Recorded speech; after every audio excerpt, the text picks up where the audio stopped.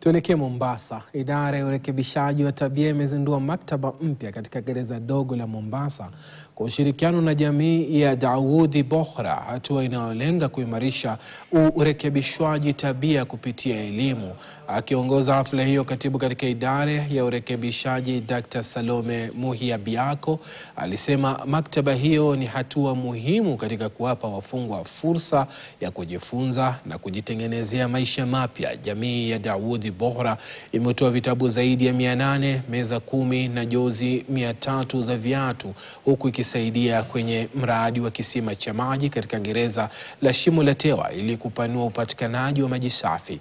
Dr. Biako alisema elimu ni kiini cha mchakato wa urekebishaji tabia. Jamii hiyo ya Dawoodi Bohra imeahidi shilingi 300,000 kusaidia kuboresha zaidi.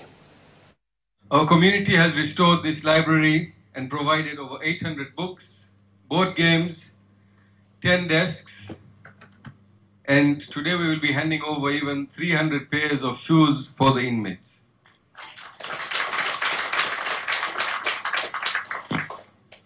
Kwa ndugu zangu waliopo hapa, maktaba hii ni kwa ajili yenu. Iwe mahali pa utulivu, kujifunza na kupata matumaini mapya. Kumbukeni, hali ya leo si mwisho. Kila kitabu unachofungua ni nafasi ya kuanza upya.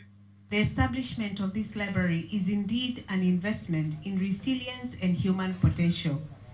The books and learning resources housed here will serve as vital instruments of change, opening minds and broadening horizons for those within the remand justice system. At its core, literacy opens doors to empowerment, to understanding, to self-confidence and to self-worth. Huku msimu wa mvua ya vuli